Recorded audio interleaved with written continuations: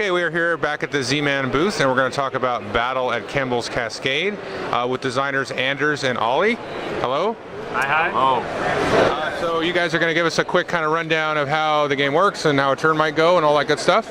Sure. So take it away. Yeah. All right. You can start. Okay. If you're familiar with the arcade, the old arcade retro genre shoot 'em up games, this is what we have tried to adapt into a board game. There's been a lot of issues on the way, but we've finally come to this.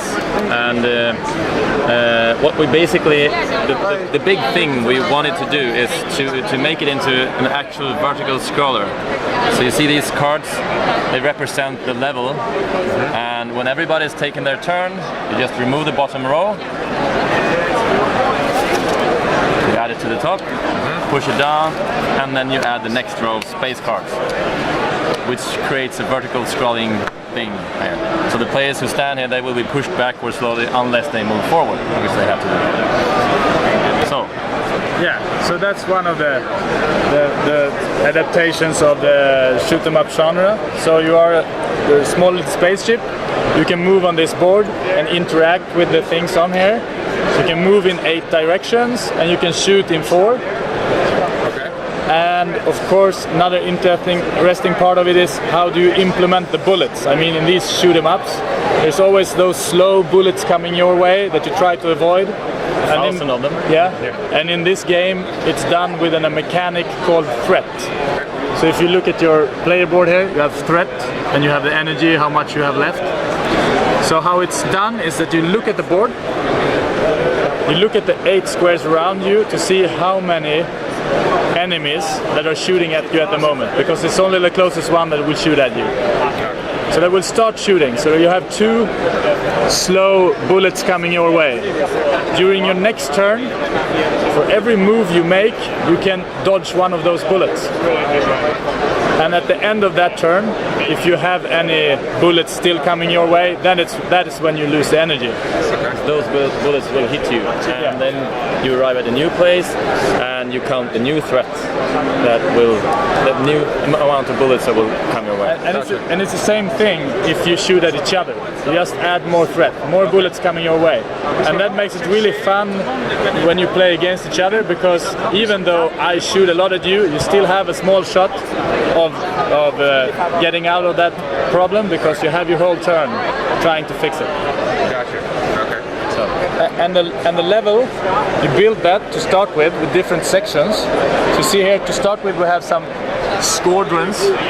So these are really easy enemies, and then we have the different level packs. Yeah, Squadrons, asteroids. and then we have asteroids. Gotcha. When you get to this part, you start blocking each other and things like that, and then we have some wormholes here. And in the end, we're going to end up, of course, with a boss. They're all different bosses. You can have them random, so you don't know which one you're going to face, or you can select a pre-selected one if you want. And this is the smallest one. This is the one that, this one is only 1 row. The bosses are 2 rows. Yeah. Badass bosses. Awesome. And they will be much more challenging. And starting with your base weapon, that's the gun turret. Only fires once and does 1 damage. And looking at the boss, you see here, that represents how much the damage the boss can take. You're gonna need a bigger weapon to accomplish that. And on top of that, when you fire on this guy, you know, in the end, when you meet the boss in these arcade shooters, you fire at him and you kill him, he blows up, and all of a sudden he comes back again and he's even more badass. And we try to represent that also by, if you fire off one of these squares, you just turn him around, and he becomes more angry, more mad, and much more powerful. So you can use that as a strategic way also to fulfill your goals. And of course, as Ulle said, you cannot shoot him with your puny little gun that you have to start with in the game. So during the game you will collect Bellonium, the currency, and with that you can buy upgrades. So we got 4 different weapons here, and we got some other defensive upgrades as well. All of these are upgradable. You got engine 1 and engine 2, gives you even more move. Like a missile here is a level 1, level 2 and level 3. So it gets better and better, and you pay for all these different stages. Alright. So you buy these like as an action on your turn, or how do you get them? If you look here, when you do your turn, you can choose either to battle, which is move around, fire, collect alien objects and stuff like that, or you can do a power down, recharge your ship and shop, basically. Okay. Yeah, you always have to resolve the threat, because all the bullets will still, they don't care if you shop or move around, they will still try to hit you. Right. And you always add new threat from where you're standing also. So. And how do you win the game? I mean, we haven't talked about that. That's right. The game is not about shooting all these small enemies. That is just to gain more belonging. The game is about getting the most glory. You want to be gloriful and show the rest of the galaxy how good you are. Yeah. And that is the points. It's called glory. And that you get by either doing your mission. Here you have a kamikaze mission. Everyone has one mission. You can do achievements, and those are one-off. The first one who fulfills one of these gets that one, and then you just put a new one there. Both of these are optional. If you don't want to play with it, like if you're a beginner's play, you don't have to play with that. That's optional ways of gaining glory. You also have a few things on the board to interact with to gain more glory, and of course, shooting the different parts of the boss gives you a lot of glory. And the last thing, watching other people die gives you glory. Watching them? Yeah, so if you're not dead yourself, you're on the board and someone dies, then you get glory from it. Okay. And I like to use the word destroyed instead, Yeah. because you don't really die. Right. The ship gets destroyed for this turn. You don't lose anything. You keep all the power-ups and upgrades and everything. You lose a little bit of dignity. Yeah.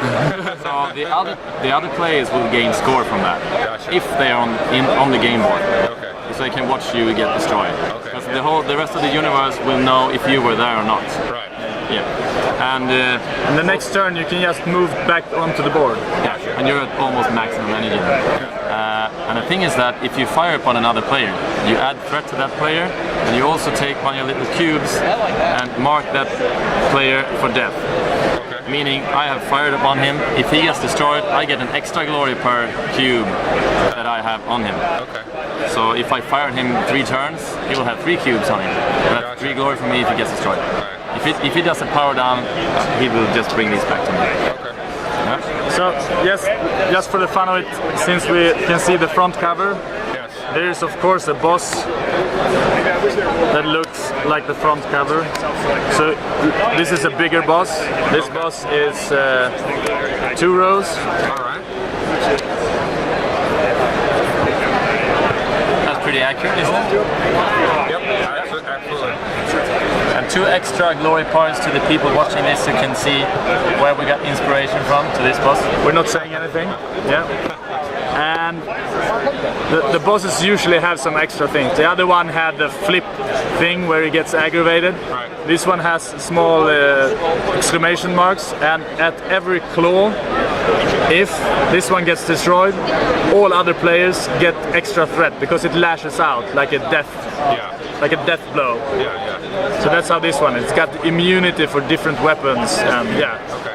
Yeah, he's badass. So what triggers the end of the game? End of the game, we're doing the scroll, so we're going through the pile of the level. Yeah. At the end there is a boss. So when there are no more cards, When you come to the boss, you just, every turn you remove 1 row. so we're still doing the scroll, but we're not adding anything. So you're just getting pushed towards the Yeah. boss. Okay. If you don't fire at him, you're gonna crash into him. Okay. And the game either ends by you getting pushed off the end of Game the screen. scan screen, or if you remove all the glory, if you destroy all the parts. Like when you destroy something, you just cover it up. Okay. Cool. Yeah, so you use the backside on the initiative cards. We haven't talked about this. No, we haven't talked about the initiative, but doesn't matter.